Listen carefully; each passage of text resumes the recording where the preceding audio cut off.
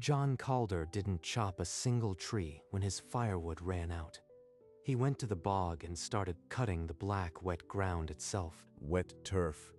They'll call me a madman, but it's this or freeze. His woodpile was bare. The frozen trees might as well be stone, and the sky was turning to hammered lead. The blizzard would be on him by nightfall. If it burns, I survive. If it don't, I won't feel it. Across the marsh, a figure watched. The words carried on the wind. Burning dirt, John hauled the peat to his cabin, the rope biting his shoulder. He didn't look back. Dry or wet, I am lighting it tonight. It'll burn or it won't. The stove coughed thick smoke, then caught, a low, dirty flame that refused to die. Outside, the storm hammered. Inside, the cabin stank of burning earth, but for the first time, it was warm. By morning, the stove still pulsed a dull heat. The peat brick had burned through the worst of the blizzard, without crumbling. It ain't pretty, but it outlasts oak, and asks for nothing more than mud and sweat. He dragged more blocks from the bog, the rope chewing through his coat. Under the lean-to, the next batch darkened as it dried. You still burning mud, Calder? Whole valley can smell your desperation from here. Smells like warmth to me. Smells like I ain't froze yet. She turned and walked back toward her own chimney, disappearing into the drifting snow. The laugh died in the wind. Later, in her own cabin, Patricia fed the last split kindling into her stove. The fire gulped and grew for an hour, then died. That was the last of it. A whole woodshed, and now nothing. By midnight, the stove was cold iron. Frost began to trace the seams. The storm outside kept screaming. A man burning dirt keeps warm, and here I sit with a cold grate. There's a bitter joke in that. The storm kept spitting snow, but John was already waist-deep in the bog again, spade biting into ground that never should have burned. There's more here than I thought. The deeper I cut, the blacker it gets. Like the bog's been storing fuel since before this valley had a name. He cut through the frozen crust into a seam of dark, ancient peat, compact, heavy, and ripe with a slow-burning promise. If this layer runs as deep as it looks, I could heat this cabin till spring and never touch another stick of wood. But while John dug, his neighbors woke to their own empty sheds. The valley was starting to count its logs, and the sum was turning grim. The dirt burner's fire won't mock me forever. If he's got enough, I'll swallow my pride and ask. She pushed through the drifts to John's cabin. The door was locked, and the stove smoke had thinned to a wisp. He's still out at that cursed bog, digging while the rest of us freeze. She stood there in the wind, then turned and walked back. The cold settled deeper with every step. By noon, only 3 chimneys in the settlement showed smoke. A tough winter, they'd said. But it was becoming something else. John finally trudged up from the bog, a fresh load of peat blocks roped to his back. He found Patricia shivering at his door, arms crossed like a locked gate. I ain't asking for charity, Calder. I am asking because my stove's been cold for 2 days, and I ain't too proud to freeze. And I ain't too proud to share what the bog gives. Take 2 bricks. They burn slow, and they don't care about pride. She took them with stiff blue fingers. For a moment, she just held the weight of it, dark soil that somehow kept a man alive. Maybe there's more to this dirt than the stink.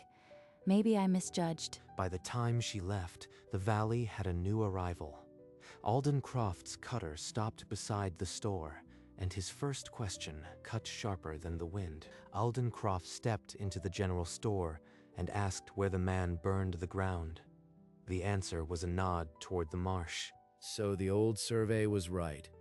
There's a fuel bed under that swamp, and Calder thinks it's his for the digging. John didn't see the man on the ridge, but the bog had become a landmark now, a dark wound in the White Valley, and Alden Croft intended to map every inch. That night, John's stove glowed with a steady, ancient heat. Outside, the wind carried the faint sound of boots on frozen snow. Alden Croft found John at the bog's edge. boots sinking into the same black mud. He introduced himself without wasting a syllable on the weather. That swamp is a liability, Calder. Sour land, no trees. I'll take it off your hands for a fair price, and clear that old store debt while I am at it. Fair price? This bog's keeping me and half the valley warm. I ain't selling dirt you couldn't build a henhouse on. Keep it, and you might not have the right to. There are paperwork questions. Sell now, leave clean. Paperwork questions. He's not guessing.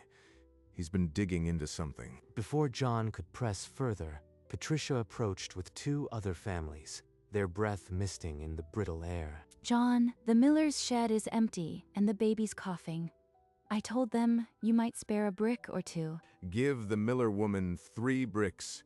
I'll cut more tomorrow. Now I am the fuel man for the whole settlement. Alden sees that, and he wants to own the tap. Alden watched with cold patience. The bog was worth more than gold now, and John Calder had become a gatekeeper. By the next dawn, a whisper had crawled into every store conversation. The bog, they murmured, had never been properly deeded to John Calder. That marsh was common grazing before Calder staked it. He's fencing what belongs to the valley. Patricia found him in the bog, spade driving into frozen muck. She didn't waste time on pleasantries. They're saying you stole the bog, John. Croft's been telling folks it was common land all along. Common land. I've got a deed older than Croft's coat. He's stinking up the valley with lies. But the lies spread faster than peat smoke. At the store, 2 men wagered over whether John would sell or fight. John drove his spade into the peat with bleeding hands. The cut was deeper than yesterday, and his back screamed in protest. Can't stop. If I stop, the valley freezes, and Croft takes the bog for nothing. In the store, a neighbor called John a land grabber. Patricia snapped back. Who else had shared his fuel without asking payment? Alden Croft watched from the ridge, a thin smile on his face. The rumor was working. Calder was being pushed to his knees. 3 days later, Alden Croft carried a stained document into the church hall. The magistrate was already seated, a tired man who owed Croft more than he'd admit. This lien predates Calder's claim by 10 years. The marsh was collateral for an unpaid debt, and it's never been legally discharged. John lunged forward, but Patricia caught his arm. The magistrate's pen scratched, and the bog was locked. No cutting, no drying, no burning. You can't keep the entire valley from fuel on a scrap of paper. That lien is as rotten as the man waving it. This ain't justice. It's a freeze order. You are cutting the air from people's lungs. Prove the lien false in a hearing if you can. Until then, the bog is sequestered. No exceptions. By evening, a chain was strung across the bog path. John stood before it, spade in hand, the lock cold against his palm. Without that bog, I am just a man with an empty stove and a frozen cabin. By morning, the valley counted its smokers, fewer than yesterday. Women knelt at cold hearth, and children coughed in the dark. In his warm office, Alden Croft poured a glass of brandy and waited for the first desperate knock on his door. John unlocked the trunk where his wife had kept her letters. Beneath a faded shawl lay a survey map, ink still sharp after 2 decades. She kept it all these years. She knew the bog would matter one day. The lines don't lie. This bog was never common land. It was ours before Croft set foot here. He carried the map through frozen timber to the surveyor's cabin. The old man's fire was low, but his eyes lit at the sight of the seal. The surveyor squinted at the map, then nodded. His voice was thin, but it carried the weight of a courtroom. He said, "The magic words, original survey, my signature. Croft's lien won't survive that." But the surveyor warned that the pass to the county seat was buried under 6 feet of snow. No horse could cross it. Then I'll walk it. The valley's freezing while I waste time on a horse. He wrapped the map in oilcloth and tucked it inside his coat. The wind had teeth, but the truth now had a weight he could carry. Behind him, the chain on the bog path glinted once in the starlight, and John Calder started walking toward the dark pass. Thomas joined him at the tree line, matching his stride without a word. 2 men in a blizzard with a piece of paper. Enough, or it won't be. They reached the county seat half frozen on the 3rd day, their breath misting in the cold court chamber. The map inside John's coat was still dry. The magistrate unrolled the survey. The seal told him everything. Your Honor, that lien's a forgery. My wife kept the real map, older than Croft's whole scheme. A whole valley's freezing while Croft sits on brandy. You know what that paper's worth. The magistrate's pen scratched. The lien was void. No chain could fence the bog now, but before the ink dried, a rider was already thundering toward Alden's door with the news. Court undid my lien. Fine. Then I'll take the marsh with these. Get your spades, and bring a ready fist. In the settlement, Patricia Vance stood with Thomas Rye. Others hid in doorways, afraid to pick sides. The bog was legally free, but Alden was coming. Alden's hired men stepped onto the bog path, spades glinting. John Calder stood in their way, arms crossed like a gate made of bone and gristle. You cross that trench with a spade, you'll leave it behind. This bog doesn't need your kind of digging. The lien may be dead, but possession is 9/10.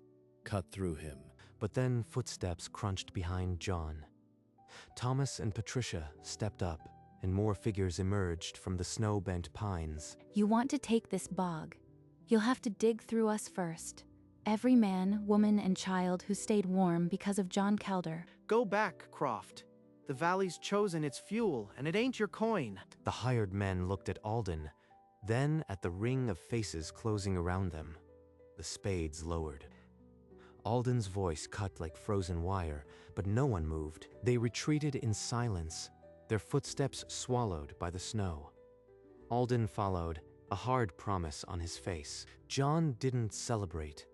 He just stared at the dark trench and knew the fight wasn't over, only the chapter. The last woodpile in the valley was ash.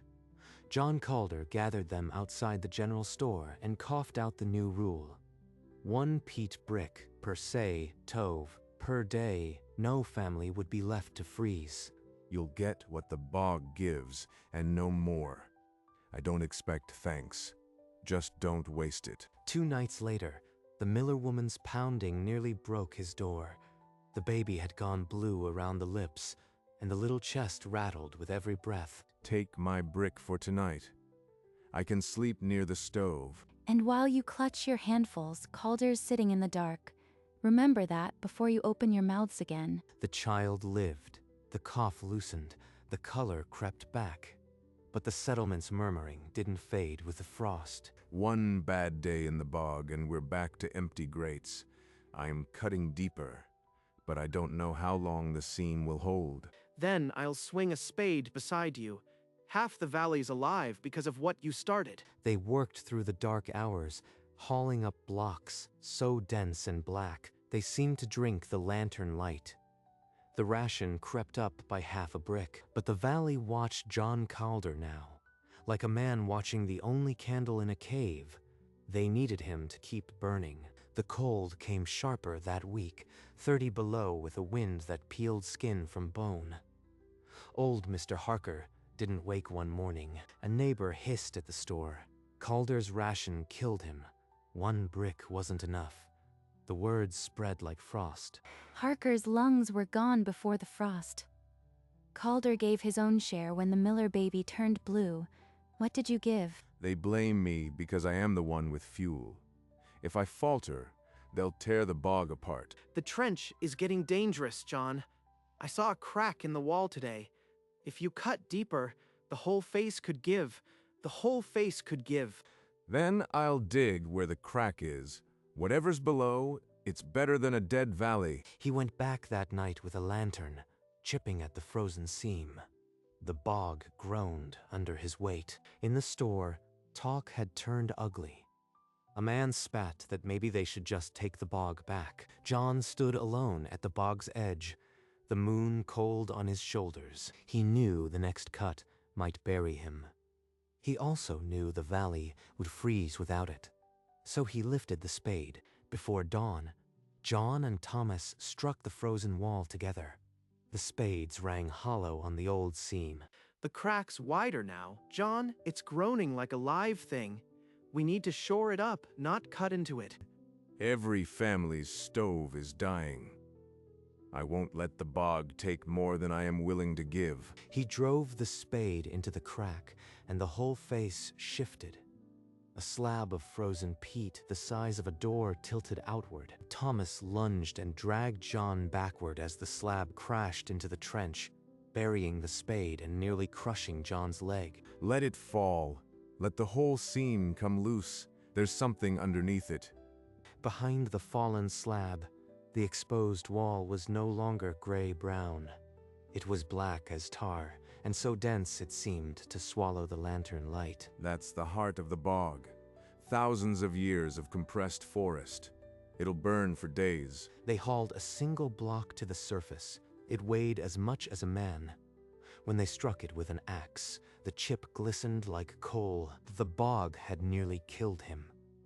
But it had also given him a seam wider than any woodshed. The valley's breath now depended on a wall that might not hold. News of the black seam reached Alden Croft before his morning brandy. A servant whispered it, and the glass nearly slipped from his fingers. A seam deeper than a mine. He's sitting on a fortune while I freeze. Get the magistrate again. There must be a loophole. But the magistrate had heard enough of forged liens. The reply came cold. No more petitions. The bog belongs to Calder. That night, Alden's stove went cold for the first time. He sat in his parlor, wrapped in every coat he owned, breath fogging in the dark. John Calder ordered a perimeter of posts and lanterns around the bog. No one cut without his tally mark. Every brick accounted for. No one steals from the ration, and no one gets more than their share, not even you, John. I won't beg him. I'd sooner freeze than crawl to a man who digs mud. But by the fourth night, the cold had gnawed his fingers white. His servant had fled, and the last candle guttered. In the distance, the bog lanterns burned steady. John Calder's gate held fast, and the valley's fires fed on ancient earth. Alden Croft stared through the ice on his window. The man who'd tried to steal the bog now had nothing left to burn but his pride. On the fifth night, a knock at Alden's door brought not Firewood, but the community council. Patricia Vance and Thomas Rye stepped inside, their faces hard as the frost. We'll speak to Calder for you, Croft, but only if you go yourself and tell him what you tried to do to this valley. You want me to grovel to a mud digger? I built this valley's trade while he hauled dirt. And now that dirt is the only thing keeping us alive. Go tonight, or tomorrow you won't have the strength to stand. They left the door open. The wind howled through the parlor, scattering the last of the papers that had once held his schemes. I can't die in this room. Not like this. Not when a peat fire is burning half a mile away. The blizzard had swallowed the valley whole. Alden Croft pulled on his coat and stepped into a wind that stole his breath. Before he could curse it, his boots found the buried track toward John Calder's cabin. Each step was a surrender. On the ridge, a small orange glow marked Calder's cabin. It pulsed like a heartbeat in the white wasteland. Alden Croft stumbled toward that light. For the first time in his life, he had nothing to trade. Only a truth he'd refused to speak. He fell twice before the cabin door rose out of the snow. His hands were raw, but he clawed himself upright. The pounding on the door was not a knock. It was a body slamming against wood. John Calder pulled the latch. A wall of white swallowed the firelight, and a man collapsed at his feet. Say it. Say it or die in the snow. Knees in the snow, hands bloody and frozen. Alden Croft tried to speak, but only steam came out. He came. After all that, he came. Alden's lips moved. The lean. Forged. I knew it. All of it. The words were shards of ice. Now it comes out. When he's half dead. The blizzard screamed around them, but neither man moved. The power between them hung in the frozen air. John looked down at the man who had tried to steal everything. The fire behind him waited. John stepped aside. In the blowing snow stood Patricia, Thomas, and a dozen other bundled figures. They had followed Croft's tracks through the blizzard. Say it again. Louder. So every soul in this valley hears what you just whispered to me. He wants a spectacle. Very well. It's the price of a flame. The lean was a forgery. I forged it. I tried to steal John Calder's bog. Louder, Croft.